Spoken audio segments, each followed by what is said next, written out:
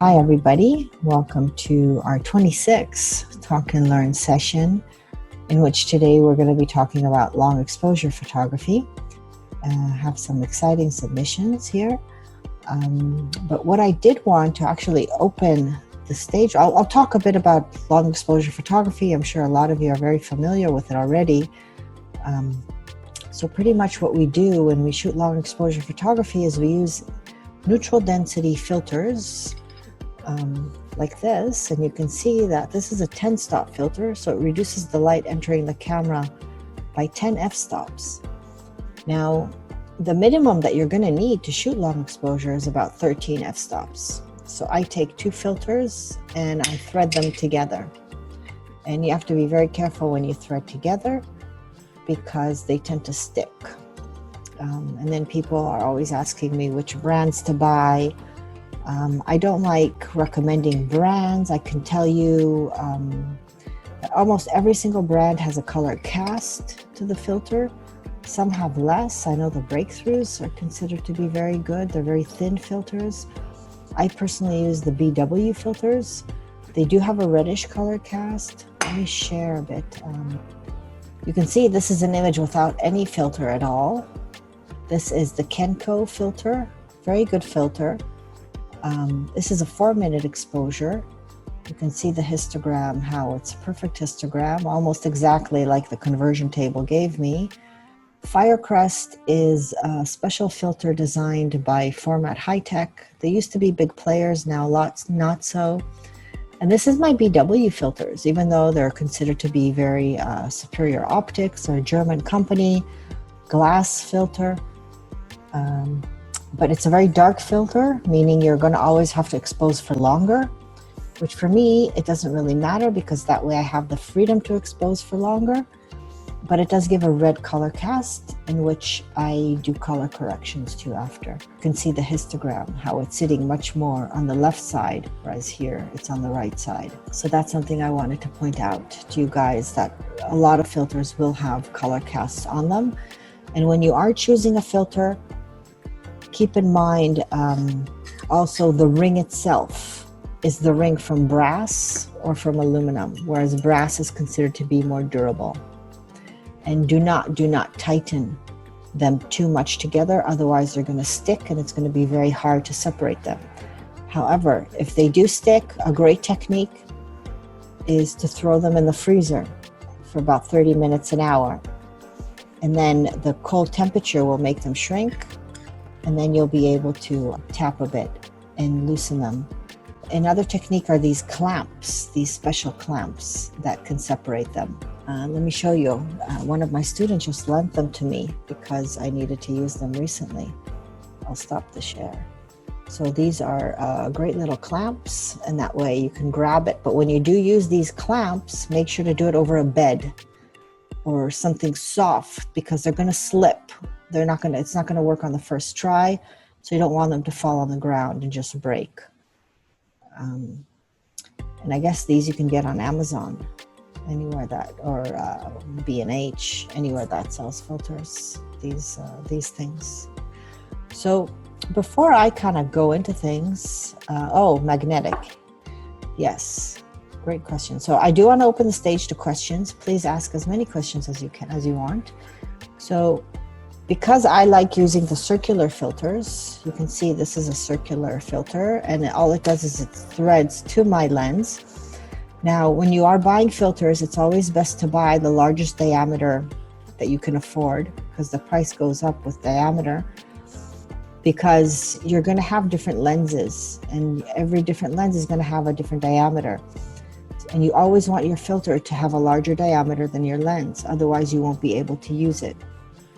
If the lens is larger than the filter, your filter won't cover the glass. So you always want the filter to be larger than the lens. And when you thread, it could be very fidgety in the field. So there's these beautiful magnetic, let me show you guys, magnetic rings. One ring, you see how thin it is? One ring sits on the filter and one ring sits on your lens. You have a plus and a minus. And this is just an example of the lens cap. You can see it just snaps and the filter snaps too. I love them. Ever since I got it, I swear by them. They were produced by a company called Exume. I'll put it in the Xume, and they got bought out by Manfrotto. But they're still out there and available. You can still purchase them. I do have some links on my website. So when I said, I want to back up a bit, to get the largest diameter available, all you have to do to match it, if say you have a 56 millimeter lens and you bought a 77 filter, you just buy something called a stepping ring, which is an adapter. And all it does is it adapts the two different diameters. It makes life very, very easy because a stepping ring only costs about $10, $15, where each filter can cost you about $100, $115. Okay, so Mallory wrote, the problem I found is that stacking the magnetic filters make you still have to manually thread the second filter. Yes, you can't snap, that's true. So if you're gonna put a magnet and start stacking the filters themselves, you're gonna get a very thick stack of filters on your lens, because you're going to need at least two filters on your lens. You're going to need at least 13 f-stops or 16 f-stops to shoot long exposure photography. So all you need is, I put a magnet only on one filter, the one close to my lens. But yes, you are going to have to thread the second one, but it's easier to thread the second one because you can take it off. The reason the magnets are good is that when you thread it on the lens, you're not moving your focal point, your focal length. You don't want to change it if you're working with a zoom lens. So if you are threading two filters together, it doesn't matter. You can just easily pop it off the lens and then unthread and change the filter that's further from your lens, rather than doing it while everything is on camera. Okay. So Kayla wrote, I have magnetic rings for all my filters and have trouble with vignetting. Yes, vignetting is an issue, especially if your filters are not overly large compared to the diameter of your lens. So when you're shooting wide angle, you will get vignetting. Vignetting would differ. Let me share my screen again. You can see here, I tested out the Kenko filters from Bow Photo, my local camera store. And you can see how exact or sharp the vignetting here was. Whereas with my BW filter, even though it looks darker, I still had vignetting, but when I brightened my edges, it was very soft edges. So it actually gave a very nice look. And sometimes you even want vignetting because it creates even a darker area on top. That's actually the nice part about having the square filters that you put in slots, is that you can have a graduated filter in addition to your ND filters, because your sky is always going to be your brighter part of your image. Whereas with the circular filters, if you add a neutral density filter, then the break is always in the middle. Whereas with square filters, you can move it on the neutral density filter and move it up and down to your liking. These are the filters, by the magnets, by the way, Exume. And these are the two systems. You have your circular, this is a stepping ring. And this is the square filters. And on the square, you can add a neutral density. And with the neutral density, you can move it up or down to your liking, so you can get even a darker sky and expose longer for the foreground. Whereas with circular NDs, you can't change where the middle break point is, like I said. Let's have a look at a few more questions here. Polarizer. No, I do not recommend using a polarizer with the ND filters, because the polarizer does not give you equal reduction of all the light's wavelength at the same time. When you're shooting long, when you have a polarizer, you move the polarizer according to the angle of the sun, and then it works differently according to the angle in which you're rotating the polarizer. Whereas when you're shooting long exposure, you don't want that. You want all the wavelengths of light reduced by the same amount. So that's why I don't recommend using a polarizer, and a polarizer only gives you about 2 f-stops. So if you can avoid using it, then avoid it. What do you use to clean the lens filter? Assuming I clean my lenses. So anything you clean glasses with. Careful not to scratch it, even though most filters come with anti-scratch.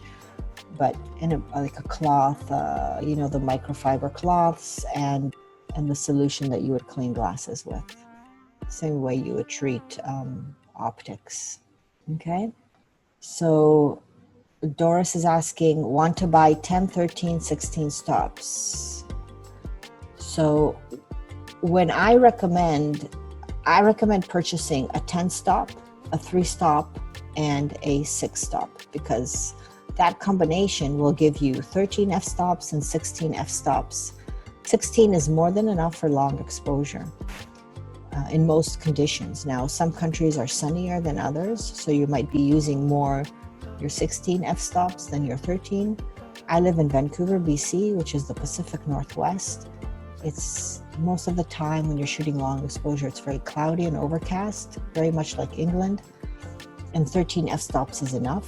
But the reason I also like purchasing a 3, a 6, and a 10 is that it gives you more creative freedom to use your 3 and your 6 for other creative ideas that you can do with long exposure. And one of them is something like this.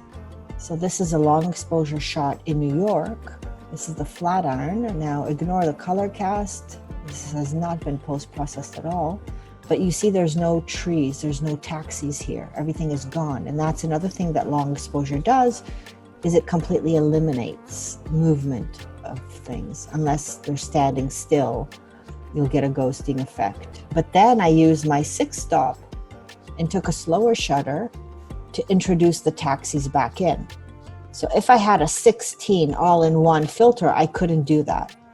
But because I had the 6 and the 10, I could stack it to a 16 when I needed, and I could use the 6 when I needed. The 10, I can't really say I use on its own that much. What lens do you recommend? Ooh, what lens do I recommend? I'm not a techie. I don't know all the different lenses out there. I personally like shooting with wide angle lenses, but anything goes. It depends what you're photographing. So I can't really talk about lenses. Just find your passion, because every field of photography you can shoot long exposure with. You just have to know what it is, which lens your style of photography requires. So this was about an 8-minute exposure. So in the 8-minute exposure, you don't see the cars. And then this is just like a fraction of a second, which I reintroduced back. Color shifts. A lot of ND filters is a problem of cheap filters. How to identify quality filters? So to identify a quality filter, you have to read reviews.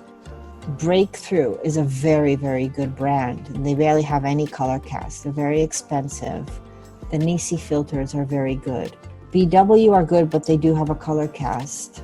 So I would just read reviews and see what other people are writing about them. And then if you want to see what's cheap and what's expensive, I would compare myself to the BW filters and use that as a mark. So do you weigh your tripod down for the long exposures? So most of the time when I shoot long exposures, I don't shoot in high wind conditions. I shoot in a lot of urban environments. So the wind is up high. It's not too windy down below. So I don't have to weigh down my tripod. If you are shooting on beaches in windy areas, you must weigh down your tripod. And I hope it's obvious, but you should not be standing on a bridge shooting a long exposure photograph. Bridges are designed to move. Bridges and then piers, when you're standing on a pier, people are walking. And the walking on the wooden planks can create vibrations. So all those things can result in a blurry image. So let's get going, and if we have time, I might have time to show you how to shoot long exposure panos. So we'll see how we get to that.